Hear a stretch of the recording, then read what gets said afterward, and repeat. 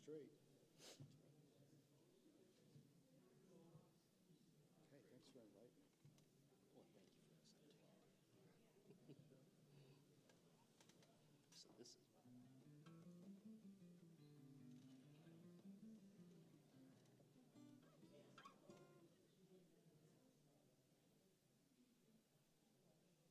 there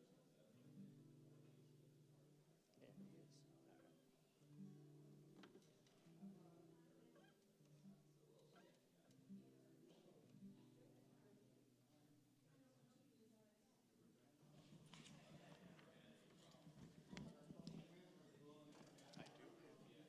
All right. I do have a clock. Oh, I yes. do have a clock right there to kind of help. Oh, That's okay. good. Yeah, Thank you. yeah. But is there anything I can get you? Or I think we're good. feel, I'm good. I hate to ask for water, but no, not a big sure. Yeah, might as well make it two if you're a little dry.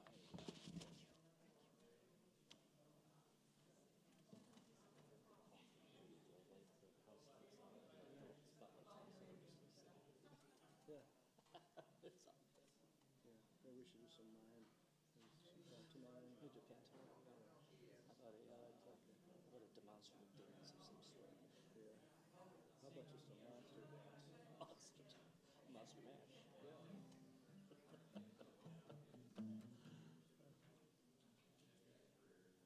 If I could remember Thriller, I would play it right now. And we could do the dance. Oh, perfect. Thank you, John. Thank you.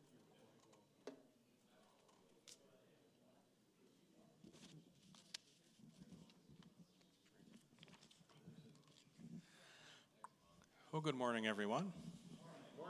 How are we doing today? Well, that was good. I'm John Mann, Director of Education for Lakeside, and during this week's lecture series, we will explore the regions of the U.S. known as the Great Plains, the vast region of flat grassland that stretches across central North America and parts of Canada. And I'd like to welcome Paul Kirk and Mark McNulty to Orchestra Hall. Paul has been playing bowed instruments since 1980, has studied at the Cleveland State University, and has composed more than 500 folk tunes in a variety of styles. He is a designated master old-time fiddler. He currently teaches old-time fiddle at the Music Settlement in Cleveland. Mark is a multi-instrumentalist who began playing professionally in 1981 while a student at the Chicago Academy for Arts High School. He is currently a member of the Down the Road Old Time String Band and studies fiddle through the Ohio Arts Council Traditional Arts Apprenticeship Program. And today's program will feature the music and stories of Oklahoma, fiddlers whose contribution helped shape American folk music. And they do have their book, Marion Theed and the Fiddlers of Oklahoma, the fiddle book, the musicians and their tunes here for sale. And then we also hope that tomorrow morning you can join us for the last session of the week when we recognize Juneteenth with another session on music. And we're happy to welcome Dr. Jay Lanier for a session entitled The Music That Helped Stop Slavery. But with all that said, I would ask you to please mute your cell phone ringers if you haven't already, and help me in welcoming Paul Kirk and Mark McNulty.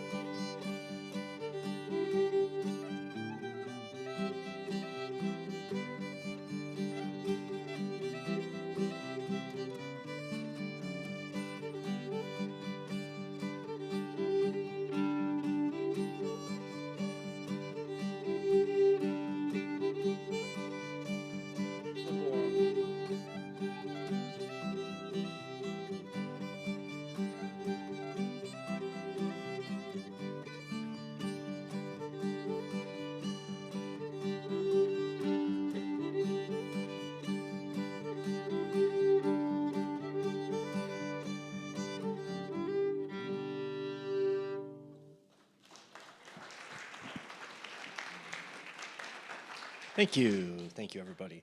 So that was a tune from Oklahoma, a very popular tune in Oklahoma called Great Big Tater in Sandyland. One tater must have been a great, large, big tater. So that is a tune, as I mentioned, was very popular and still is popular in Oklahoma. And we're here to talk about Marion Thiede. Marion Thiede was a folklorist who collected tunes in Oklahoma during the 1930s. It's a bit unusual because during that time, most folklorists were men. Wasn't much place for women in folklore, but she worked her way into that very successfully. She was born in 1903 in Davis, Oklahoma. And she probably heard that tune a lot in her youth, but she never really played it because she started studying violin at the age of 3 years old. Her mother was a music teacher, a pianist, and a degreed musician, which was unusual as well. Her mother, Lena, also known as Mama Drawn, graduated from college in the 1800s. It was unusual as well. So Marion started learning violin at age of 3. Very different, very structured violin. And she went on to teach it herself at the age of 14. 14 years old, she was teaching violin and dance lessons and making a pretty good wage for a 14-year-old girl. She went to college shortly after. She started college barely age 15, and she went to the University of Oklahoma, and she studied music. Well, she graduated in less than 4 years. And she also made it a point to take a lot of writing courses and English courses. She loved writing in English. Although that wasn't her major, she really, really enjoyed it. So shortly after graduating from college, now she's in her early 20s, she met a man named Johnston Murphy. And he was the son of famed politician Alfalfa Bill Murray. And they dated for a month, 2, and they got married. So Marion, as a young bride, went down to Bolivia to start a colony. The Murray family was starting a colony in Bolivia. So imagine that. A new bride in her early 20s really hasn't experienced the world very much at all. Her life was really focused locally in Davis, Oklahoma. Now she's going to Bolivia with her new husband to start a colony. Well, Marion, being the person who she was, wanted to make sure she was very prepared for this venture. So she took agricultural classes and other classes at the college that she thought would help her in this endeavor. Probably helped too.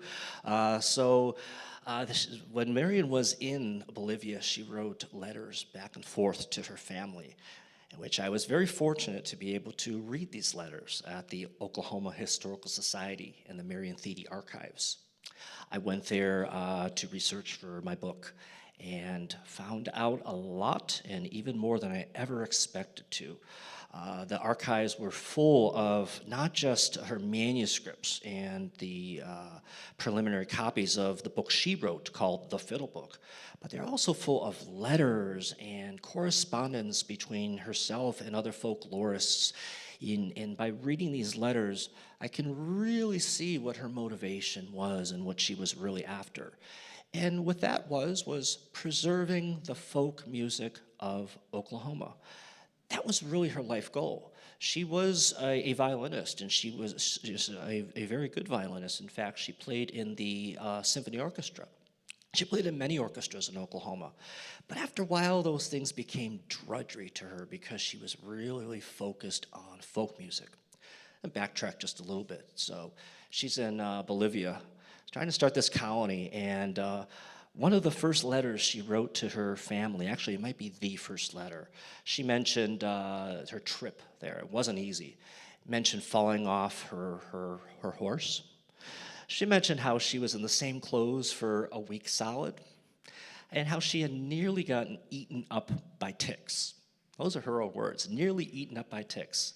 And yet, she described this as the best time of her life in later years.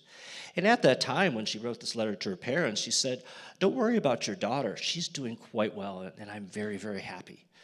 So the colony just was not a success, though. They tried, it just did not work. But in the process of this, Marion had her first son, Johnston Jr. Her husband was Johnston Murphy, and they named the baby Johnston Jr. He was born in 1926. So imagine that, trying to raise a newborn baby in a colony in Bolivia as well. Could not have been easy. So colony wasn't going too well, like I mentioned. And in 1928, Marion went back to Oklahoma. In fact, things weren't going too well between herself and her new husband either. They were drifting apart already, and they acknowledged that, and they didn't harbor any ill feelings toward each other, but they did get divorced in 1929. And this is where the story of her involvement in folk music really begins. As I mentioned, she wrote a book called The Fiddle Book. And it was published in 1967, but she actually had been working on that manuscript since the 1930s. And she was sent to collect tunes in Oklahoma by the WPA. This is 1935 now. So she worked her way up into working with the Works Project Administration. And she was given the task of going throughout the state of Oklahoma and collecting instrumental music. That was something new. Now, the Lomax family had been collecting songs and ballads, probably since the late 1920s, but the instrumental folk music was largely ignored. People didn't really focus on it. It was kind of something that was just always there, something that people grew up around. Why is this so special? It's just something that's there. Well, a guy named Dean Richardson, he was in charge of this branch of the WPA. And he gave Marion the task of going throughout the state and collecting the tunes. And I figure he might have done that because she was familiar with some of the old fiddlers in the area anyhow. As when she first started at the school, she started teaching at a school, a consolidated school in Amarita in 1928. And as she mentions in the fiddle book, she talks about this. There was a recital for the faculty recital. So there she is playing her violin and mentioning how, yeah, she was nervous as always. She's always nervous for a performance, no matter how prepared she was. And but yet she pulled it off. And I bet I impressed these people here, she thought to herself. Well, an older gentleman came up, a little weathered, and he asked her if she would play, if she could accompany him on some tunes. And she said, "Oh, you play violin as well?" And he said, "Well, actually, I play the fiddle." And she said, "Oh, well, I don't really know any fiddle music, but if you give me the music to those things, I'll read. I'll play whatever you want me to play." And he stopped, and he looked at her really confused. And he said, "Girl, there ain't no music to those tunes. You just play them." That was a completely new concept to Marion, because as good of a violinist as she was a trained violinist. Violinist training is to read music off the paper, not learn the tunes, not learn music by ear, and certainly not play these frivolous little folk tunes. But there was something that intrigued Marion about this interaction, and she contacted Mr. Brown, and he introduced her to all his fiddling friends. And before she knew it, she was backing up these fiddlers on the radio in what they called a catfish band at the time.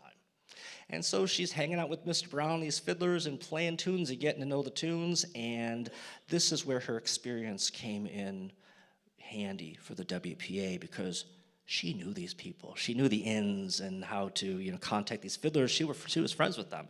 So she went to all different areas throughout the state as well and collected tunes, even from people she did not know. Many times having to stay overnight. She went to the mountains in Oklahoma, everywhere in the state. And I think we should play some of those tunes for you right now. The next tune we're going to play is a tune that she collected from a man named Max Collins. He was a fiddler who was born in Missouri. And the family moved to Oklahoma. And some of his brothers moved out to California. Max stayed in Oklahoma. And this tune is called "I Lost My Liza Jane."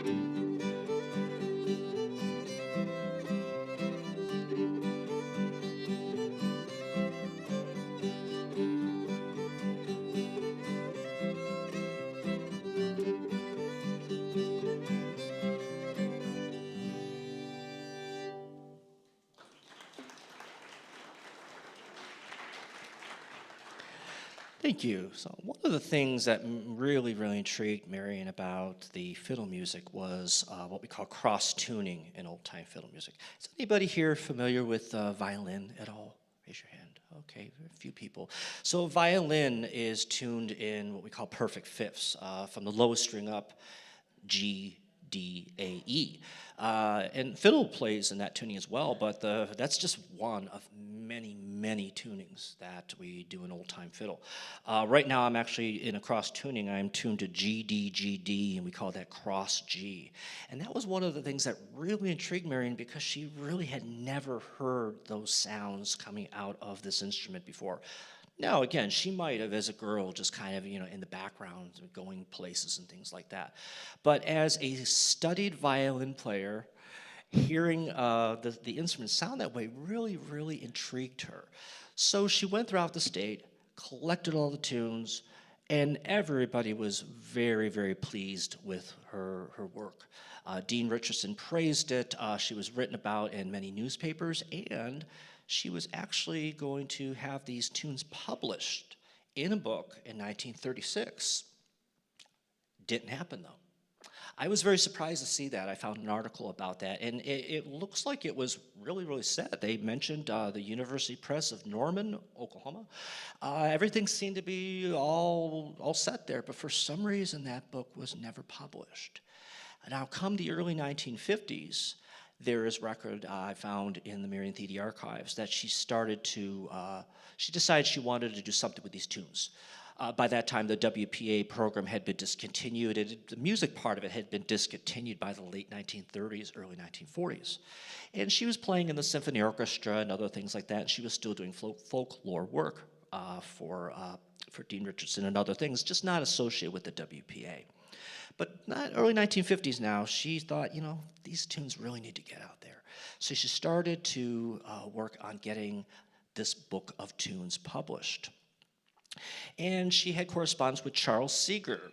Charles Seeger was the father of Pete Seeger. Charles Seeger was a very respected folklorist himself. And he gave Marion some suggestions as to where she could possibly publish the book. None of it worked out. Oh, everybody was interested in the project. They were interested in the book. They thought it was a wonderful thing, but way too costly to publish. And what was the biggest expense?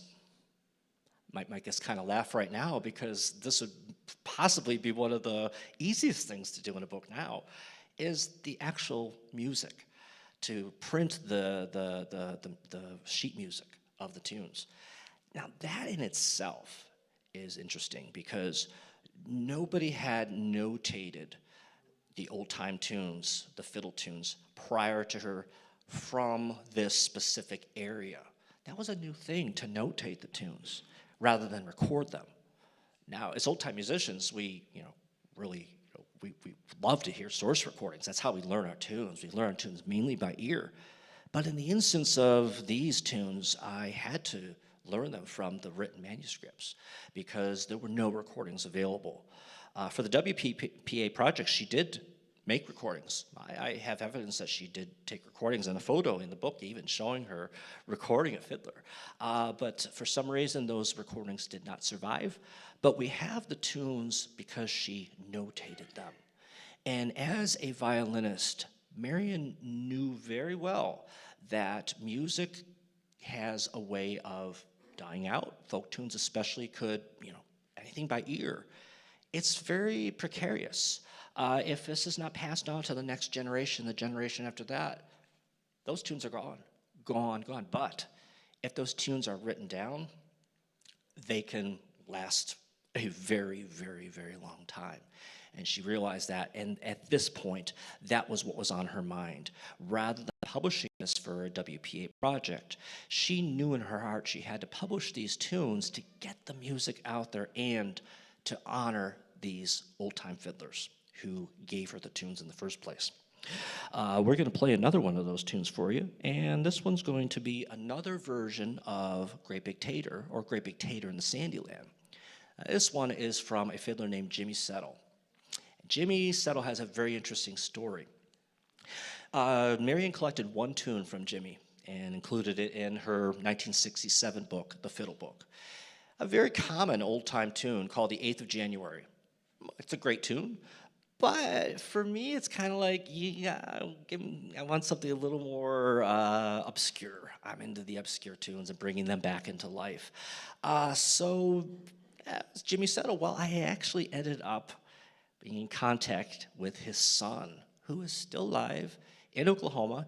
He's in his 90s, and he has shared with me so many things about his father that I never would have gathered just from the fiddle book, because it just has his name and the tune, 8th of January, and that's it.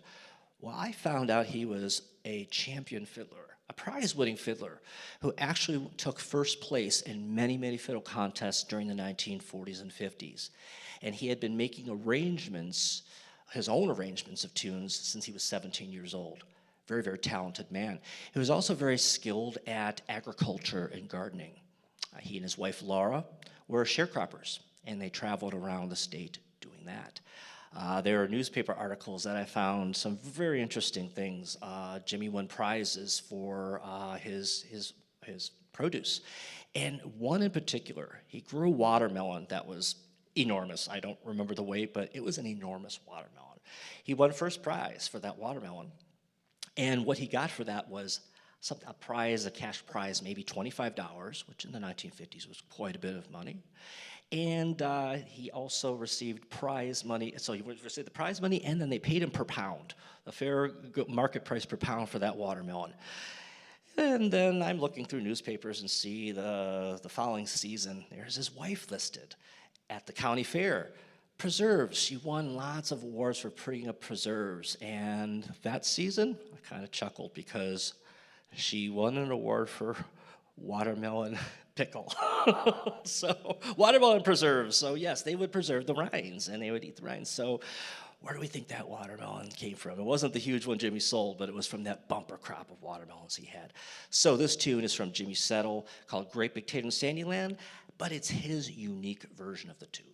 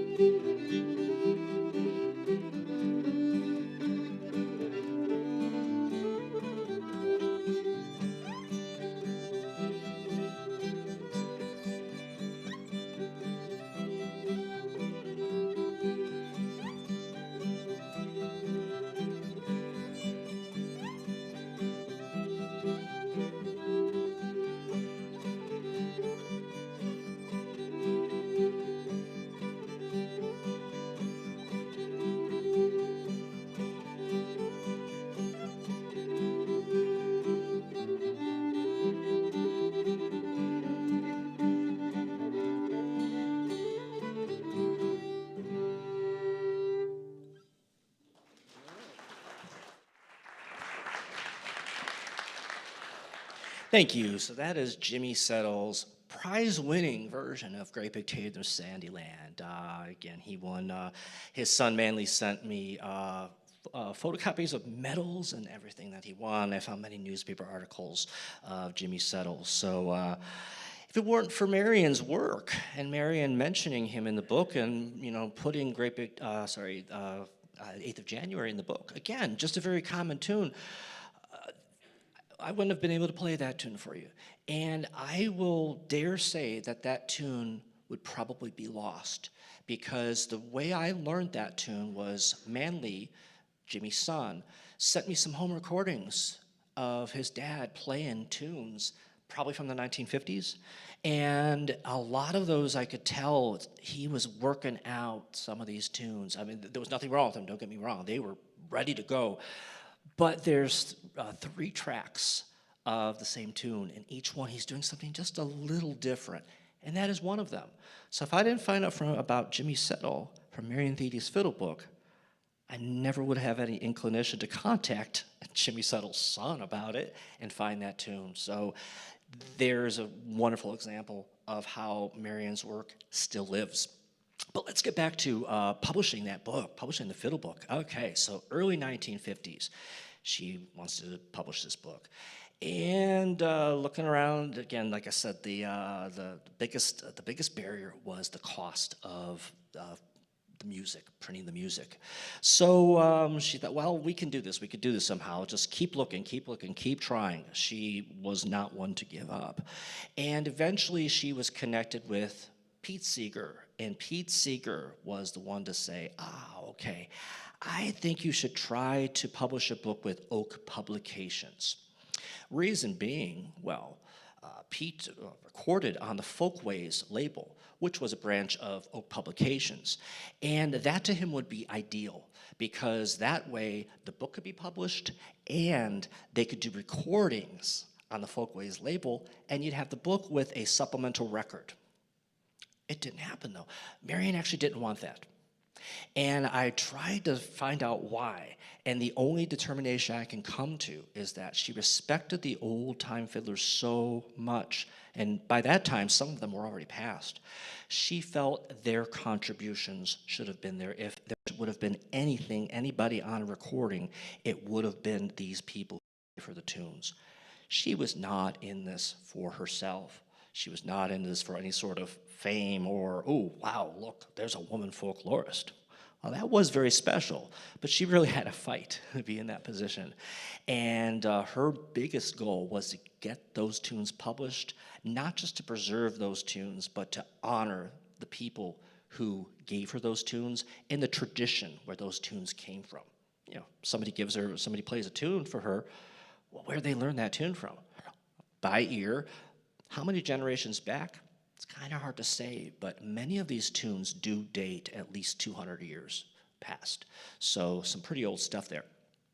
So at any rate, Marion gets, she is in contact with Pete Seeger, and she writes to Erwin Silber of Oak Publications, and this was in December of 1962, I believe. And she sent a manuscript to him, and didn't hear back for a while, and finally she heard back, and he said, yeah, this is great. We'll publish the book. Yay, success. So she thought. More delays. So she signed a contract with Oak Publications in 1964. There's already some time gone by here. Yeah. Erwin wasn't too quick on returning letters. And I got to see all the correspondence in the Marion Thede archive. She saved everything. She literally saved everything. She donated this archive to the Oklahoma Historical Society in somewhere in the 1980s, 1982, 1985, somewhere around there. So she wanted the stuff there. She knew what was in it. And all that correspondence was there. I couldn't help but to think she wanted somebody to know her story. She never told her own story. The only bit of her own story that she told was in the beginning of the fiddle book, talking about her experience with Mr. Brown, how she got into fiddle music, and maybe here and there she'll mention something, she played with this fiddler. No, the focus was not her at all. It was on the fiddlers and those tunes.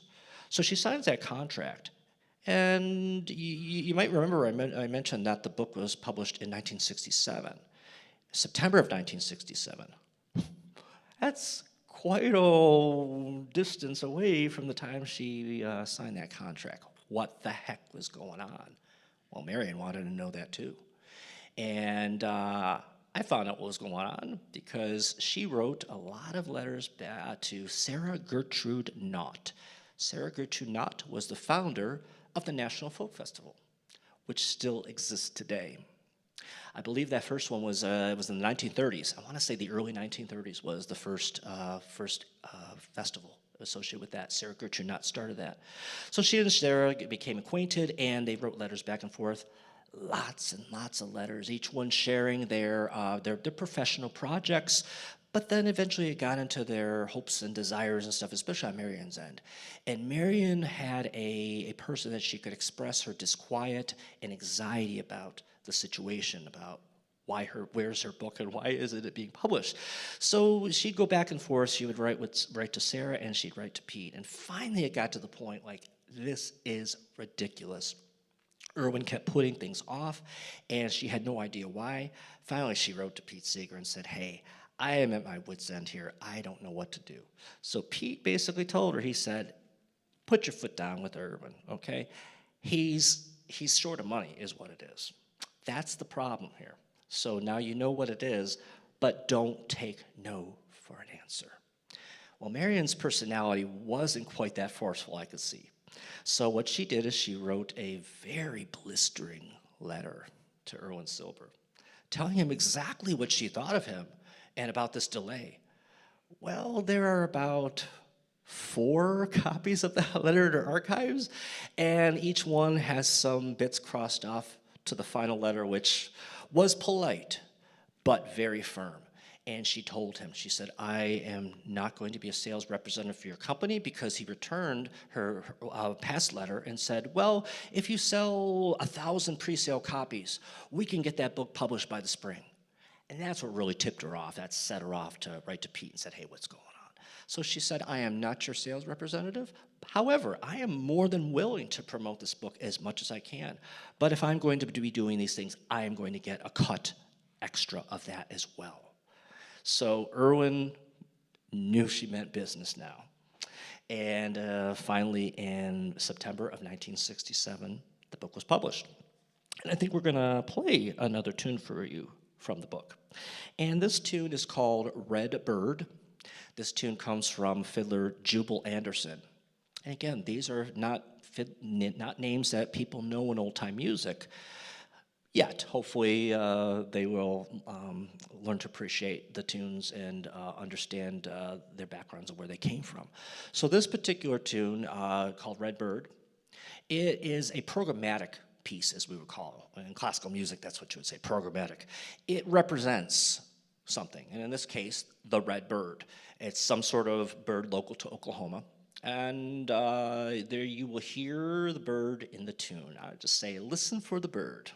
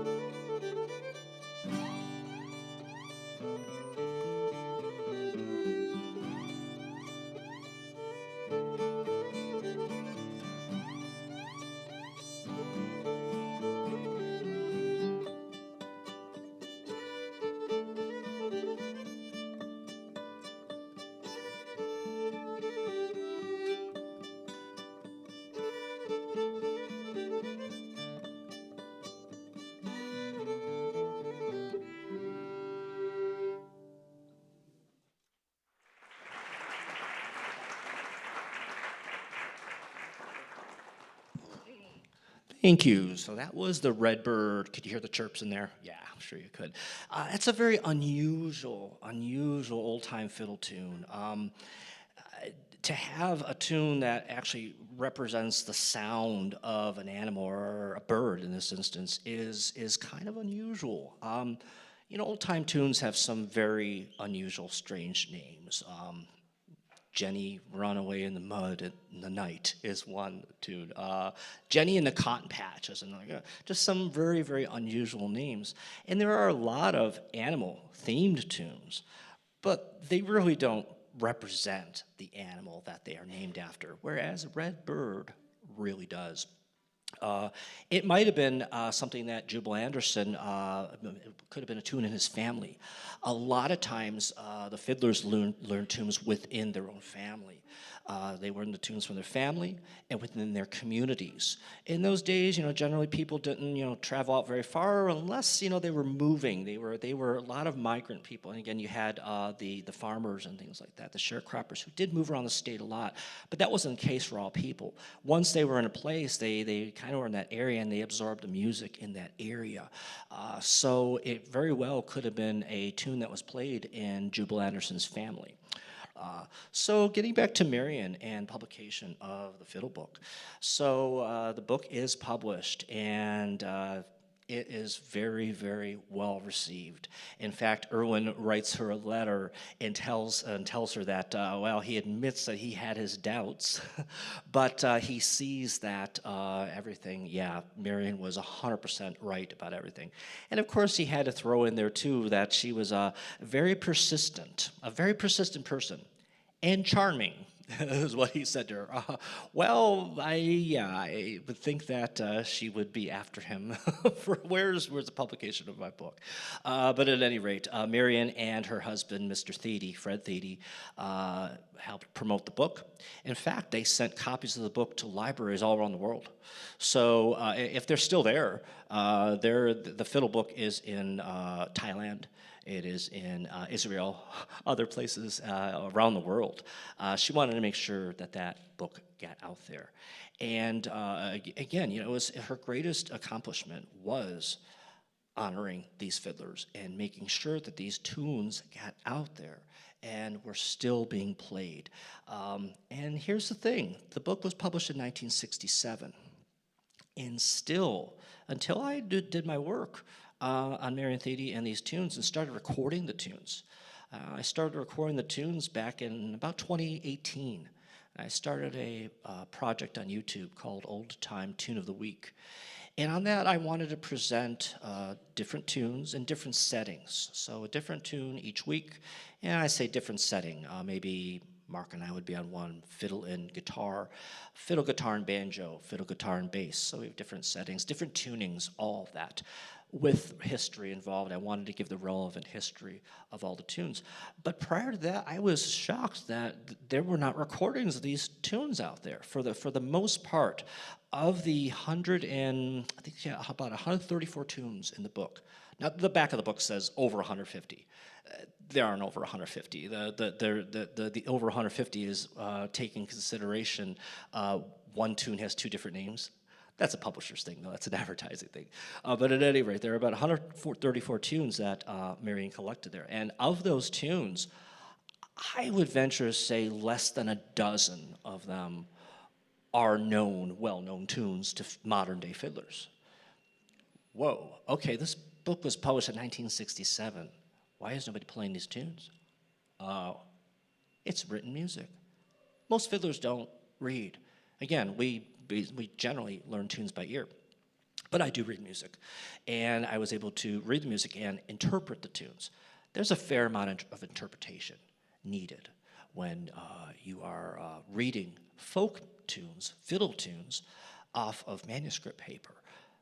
But it really is the same if in any genre of music, if you think about it. The notes on the paper are really just an indication of the sound, what you are hearing, even in classical music. And I like to give this example. So let's say we have a piece by J.S. Bach, and we have it written down, and we give that to a modern violinist, a person, again, who has studied violin recently, Okay, I would consider that a modern violinist. And I give the same exact sheet music to somebody who plays Baroque violin. Still a violinist, still considered classical in the broad genre sense, but Baroque violin is different. Baroque violin is the very early violin, the early instrument, and it is played differently. It's tuned a bit differently. There are a lot of differences in Baroque violin as to modern violin. Well, if the modern classical violinist plays what's written on that paper, it's going to sound completely different than what the Baroque violinist is playing. They're both classically trained, and they are things that are not written in the music. The Baroque violinist has certain techniques that come out to the music, and there's one thing we call notes inégal, unequal notes. Basically, it's just a little bit of a swing, if you will, kind of dotting something. You're not writing that into the music, but it's a stylistic element that Baroque violinist knows through studying Baroque violin. It's the same thing with folk music. There are people who will insist, especially old-time fiddlers, that you can't write the tunes down. Number one, it's impossible to write them down. Well, that's not true. You can write them down. And that what you're hearing is not what's on the paper. Well, yeah, I mean, that's the case with a lot of genres of music. So it is possible to do that. It's just that there are not very many people who do that since 1967. So it took a while for these tunes to come back. So it's a little reminiscent in my mind of how Marion collected those tunes in the 1930s. Yeah, there were people who knew about them at the time, but that's kind of it. And it wasn't until 1967 they came back into circulation, if you will. You know, there were groups of people who were playing those tunes then, but again, they were not passed on to anybody.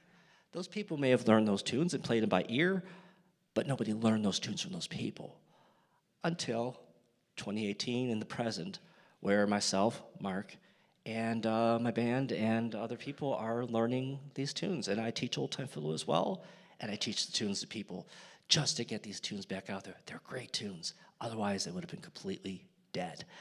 We're going to play another tune for you. This tune is called Oklahoma Waltz. This comes from a fiddler named Clarence McCraw. Now, while Clarence McCraw was not featured in the fiddle book, his brother, Frank McCraw, was featured in the fiddle book.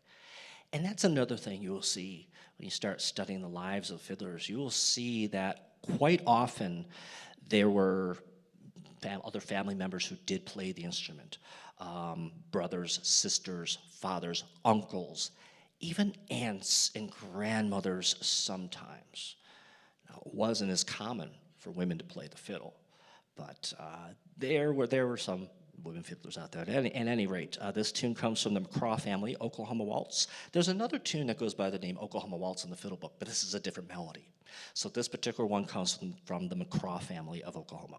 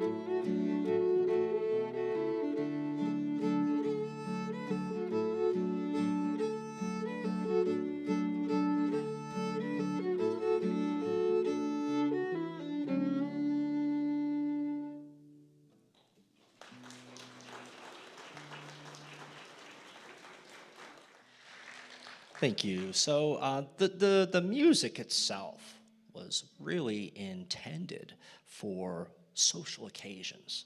Was intended to, this is dance music. I mean, that was very obviously a waltz. Okay? But even the other tunes we played before, other than Red Bird, you probably wouldn't dance to Red Bird. I mean, you could if you wanted to. But most of these tunes are dance tunes. Okay?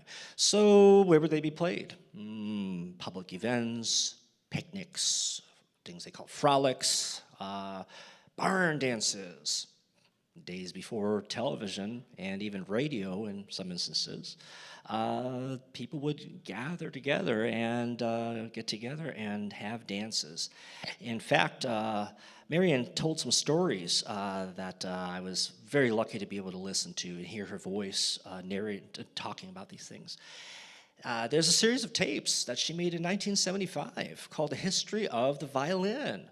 And there are, I think like 25, 26 hours worth of tapes. And when I was at the Oklahoma Historical Society, I was lucky to be able to listen to these tapes. I didn't know they were there. There was nothing in the card catalog that had these tapes mentioned. And I only found out about them through a newspaper article that was in Marian's archive. And I'm reading this article, and I see she's talking about they're talking about the series of tapes that Marian made in 1975. This article is 1975 that she gave to the Oklahoma Historical Society. Oh, that's where I am. Perfect. I go up to the librarians and I bring the article and I say, "Do you have it? Do you have this?" And she looks at it. She's, "I don't think I've ever heard of that." She, goes to check it out in the catalog. Oh, it's listed there, but doesn't give a location. Well, it's not listed online. And it just so happened, one of the other librarians was there in the background, and he's like, she asked him about it. "Oh, yeah, those are over here. Those are in the AV room." What are they doing over there? Well, somebody came in about 3 months ago, and, and I'm like, "Who came to listen to those tapes? I want to know who else is interested."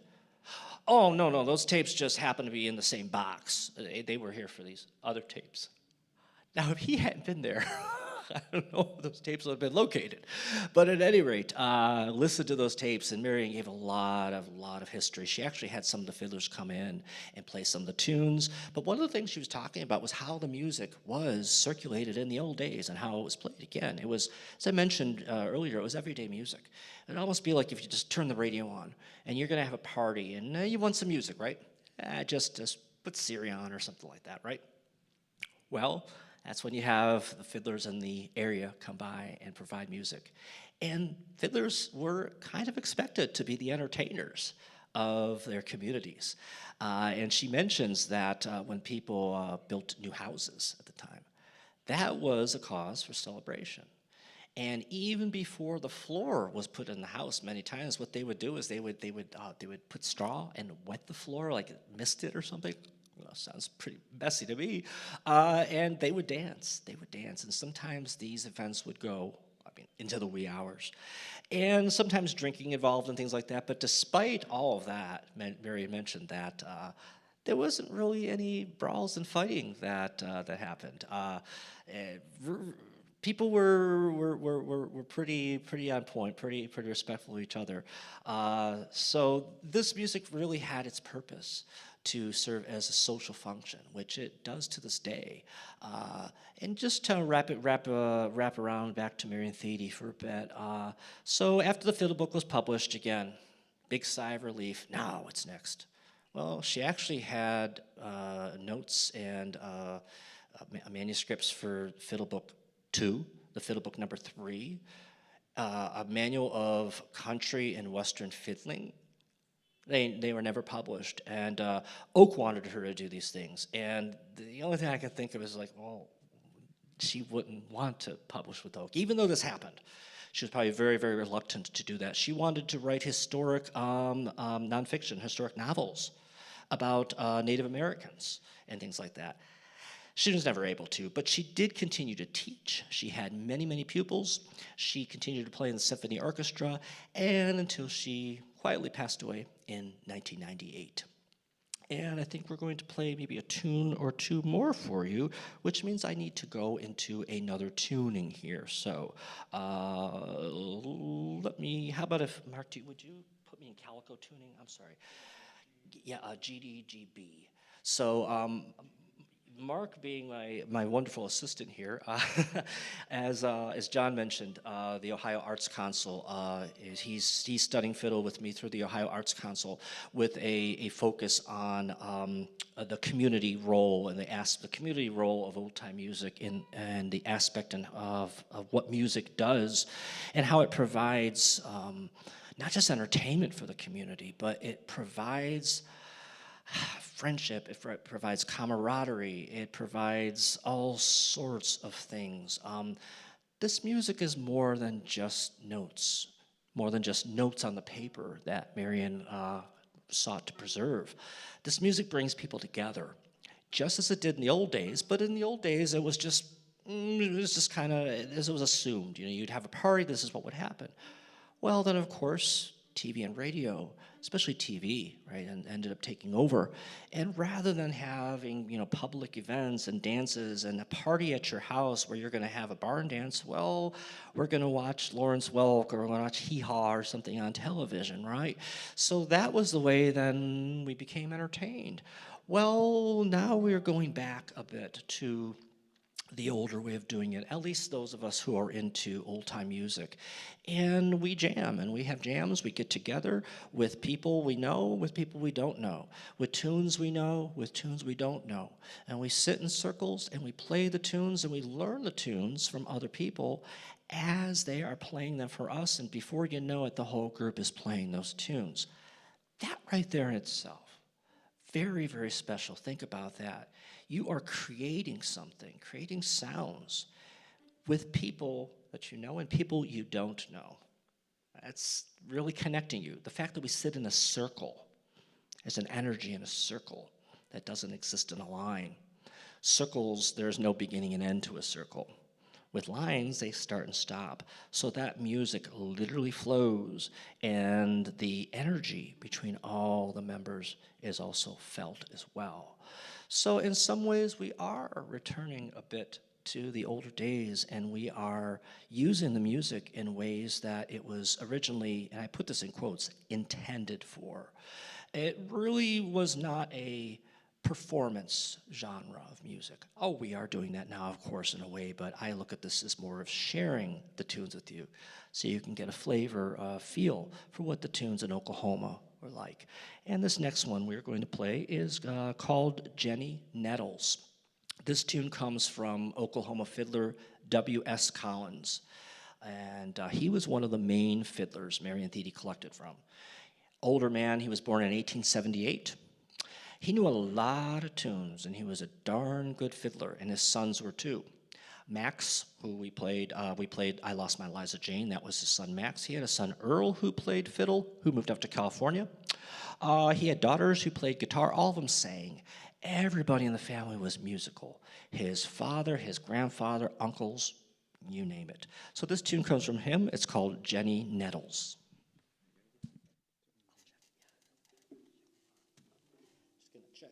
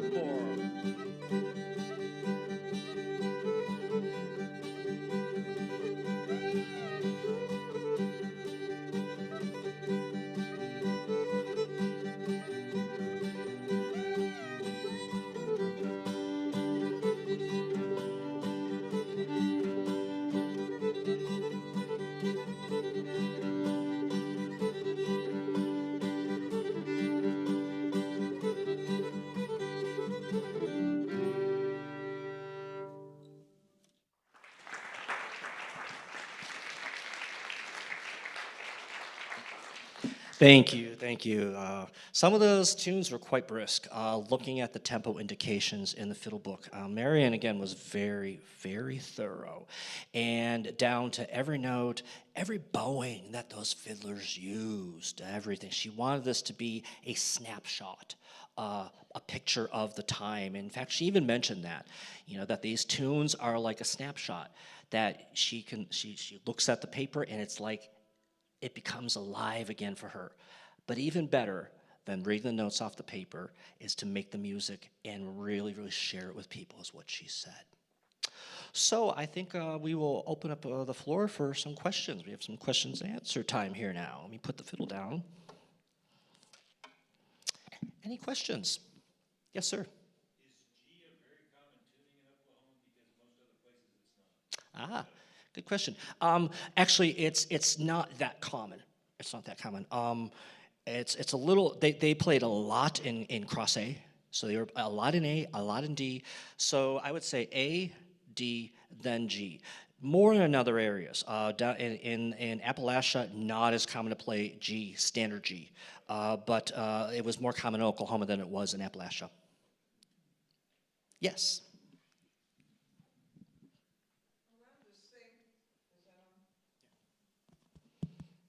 Around the same time, you had Carl Sandburg, the Lomaxes going along, picking up things too. But they picked up more lyric. Yes. This particular type of music seems to be strictly instrumental without a whole lot of words to it. For the most part, yes. There are some vocal pieces that Marian did collect and publish in the fiddle book as well. But those are very heavy on instrumental interludes and breaks. So in some ways, the lyrics were almost a little more incidental, kind of add-ons. In fact, there are many tunes that have these, like I say, I call them add-on or incidental lyrics. They're almost like nonsense lyrics in a way. So it's not actually a song like as you would think of a ballad, but the words are there because a lot of the fiddle tunes did start off as songs, and they would have been sung, but then the fiddlers added their own little breaks to them, and before you knew it, then the tempos were increasing. So now these vocal pieces are becoming dance tunes, and the lyrics are not as important anymore, and they are just kind of thrown in every now and then, and sometimes they were just kind of nonsense lyrics. Chickens a crowing on Sourwood Mountain. Da da da da da da da da da. Pretty girls there till you can't count them. Da da da da da da da da da. Now that Sourwood Mountain tune was played in other areas with slightly different words. Instead of hi ho diddly ia, those are the little nonsense words, right? The Oklahoma fiddlers said da da da da da da da da da. So those are their nonsense lyrics. So yeah, again, the lyrics were just kind of put there for fun and for flavor, extra flavor. Next.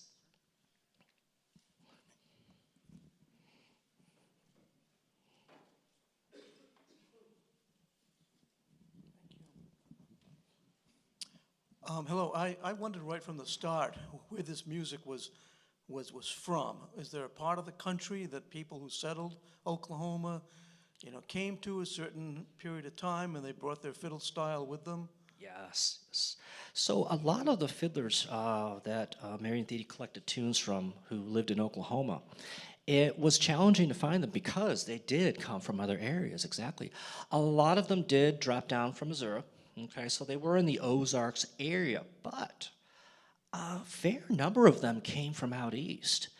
J.S. Price, a fiddler that Marian Thede featured quite prominently, came from Georgia. There were fiddlers who came from Appalachia. And so they were bringing their styles along with, also think of this as well, the indigenous folks that were there, black and indigenous fiddlers in Oklahoma. There were many of them at the time. They had an influence on the fiddlers as well. So the fiddlers that were already in Oklahoma, as well as the fiddlers who were coming from other areas. The only area I would say they were not coming from, and this obviously makes sense, is from the West Coast. People were moving to the West Coast. In fact, I found a lot of people in Oklahoma, not just the fiddlers, but even relatives and their families and such, who moved out to California. And I'm thinking, well, maybe it was the climate, something in California was attracting them, right? But yes, their styles did blend and mix in Oklahoma from all of the other areas for sure. And along with that came the different tunings, because as we alluded to here, in different areas of the country, there are certain tunings and certain keys that are more common than others. And Oklahoma really ended up being a pretty darn good melting pot of different keys and cross tunings. And as Mary mentioned, that was one of the things that really, really attracted her. I can't even tell you how many different cross tunings I do. There's probably at least a dozen. And then if you take into consideration then low pitch, which is we tune at a certain HZ. So we have 440 HZ. You tune an A. You hear the oboe and an orchestra playing A. That's what we go by. Well, they didn't always go by that. That wasn't the standard till 1950s. And so earlier, people were tuning, however, they weren't really step, but they generally tuned lower. So the tone was a little lower, a little deeper, a little richer. So between that and with all the different keys and tunings, there are many, many that come from Oklahoma. And I don't want to say necessarily more varied than in other areas, but there are some tunings that were done in Oklahoma that were not done in other areas. So, yeah. Yes.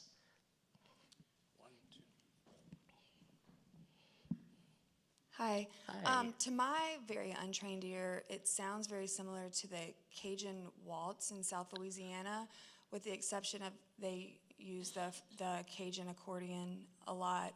And I'm wondering if one influenced the other or no.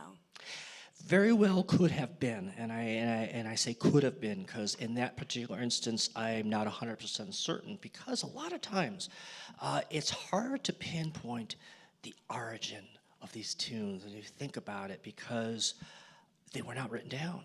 This is all an oral tradition. So a lot of the tunes were brought over from British Isles. And a lot of people then make the assumption that all the tunes came from the British Isles. They all have Irish or English or Scottish ancestry. And a lot of them do. But a lot of them also were created here on American soil. So coming from Louisiana to Oklahoma is not a far stretch. I have no evidence of that, but again, we go by the sound of things too, rather than just exactly where it came from. And a lot of times we will have, let's say, an Irish tune. So a tune that literally is an Irish tune, but played by an American fiddler. It may be the same tune, but it's going to sound different. It's going to have a different accent, if you will. It's almost like, let's say you're able to read a foreign language, say Italian, for example, and you're able to read it, but you really don't understand it. So you may not be enunciating things quite the same way. You might be putting, the syllables on a different accent and things like that without knowing. And those kind of things in music really, really punctuate, and the phrasing and the way we go about executing. The tunings also make a big difference. So all those different things can give a different sound to the music. Now, consider that you might have had a person who, let's say they came from Central Europe, and there were a lot of people from that area in Pennsylvania, and they're going to have their own musical influences when they get here. So when they start playing those tunes, they might end up sounding a little different, more like their music. So when you put that all together, you get a real melting pot of sound. Anybody else? Yes. You basically just answered this, but I was hearing, maybe it was just the violin and the fiddle, I was hearing a lot of like Celtic or Irish like influence on some of the songs. Specifically, ironically, the potato one sounded like it was more sped up or something. Yeah, you kind of already touched on that. But. Yeah, I mean, we can expand even further. So again, a lot of those tunes may have come, like I said, from the British Isles, but there's two theories about this. They either changed when they came here, or they stayed the same, but evolved in the motherland, if you will. Okay, so how did Irish fiddle music sound 250 years ago?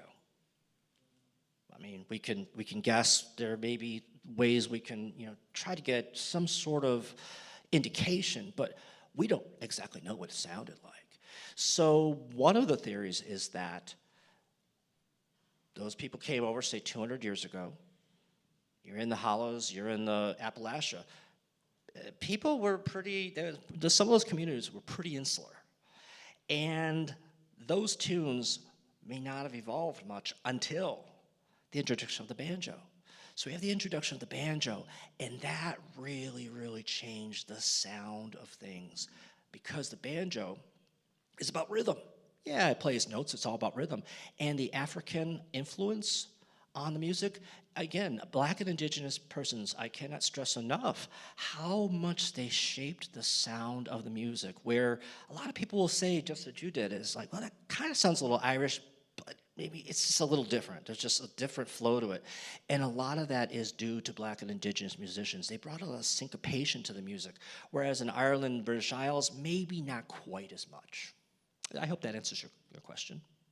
Great. Anybody else? Yes. Here, John will get you.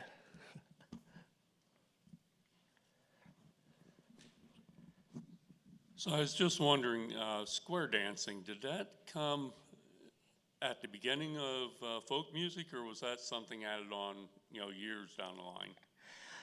Yes, so even square dances evolved from an earlier form. Okay, so obviously dancing is a very social form of entertainment, a way human beings can entertain themselves. So people are getting together to dance for a long time. So the square dances have their roots in the French quadrilles.